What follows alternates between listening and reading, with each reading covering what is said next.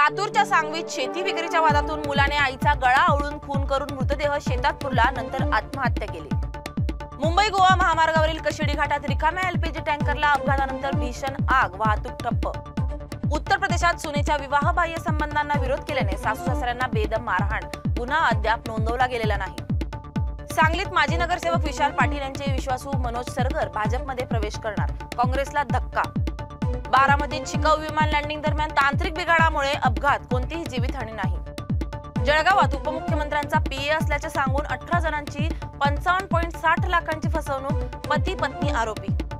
माजी खासदार नवनीत राणा यांना दिलेल्या धमकी प्रकरणी मुख्य आरोपीला छत्तीसगडमधून अटक, गटात 8 ते 10 जणांचा सहभाग असल्याचा आरोप।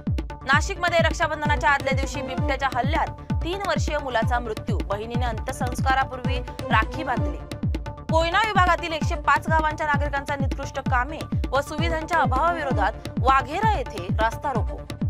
महाराष्ट्र विशेष जनसुरक्षा अधिनियम 2024 विरोधात बीड जिल्हाधिकारी कार्यालयावर डाव्या पक्ष व महाविकास आघाडीचे निदर्शने।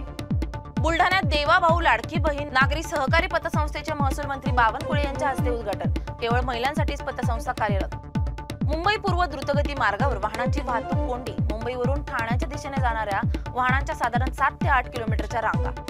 येवला शहरात जागतिक आदिवासी दिनानिमित्त ढोल ताशांच्या गजरात भव्य पारंपरिक मिरवणूक। मुंबईत पंकजा मुंडे यांच्या निवासस्थानी धनंजय मुंडे यांनी बहिणींसोबत रक्षाबंधन साजरे केले। पुण्यात फुरसुंगी परिसरात सासरच्या मानसिक आणि शारीरिक त्रासाला कंटाळून सीमग राखपसारे यांची आत्महत्या। अमरावतीत यशोमती ठाकूर यांनी खासदार बळवंत वानखेडे यांना राखी बांधून संविधानाची प्रास्ताविका भेट।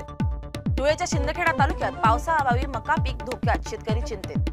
पुण्यात पुमा कंपनीच्या बनावट वस्तू विकणाऱ्या दुकानावर पोलिसांचा छापा, 8 लाखांचा माल जप्त, आरोपीला अटक। कोल्हापूरच्या तळंदगे गावात ऊसाच्या शेतात 2.5 महिन्याच्या नवजात अर्भकाचे शव सापडून गावात खळबळ, पोलीस तपास सुरू। केंद्रीय मंत्री रक्षा खडसे यांनी पुणे रेव पार्टी प्रकरणातील प्रांजल खेवलकर यांच्या अटकेवर नाराजी व्यक्त करत तो राजकीय कट असल्याचं मत व्यक्त केलं।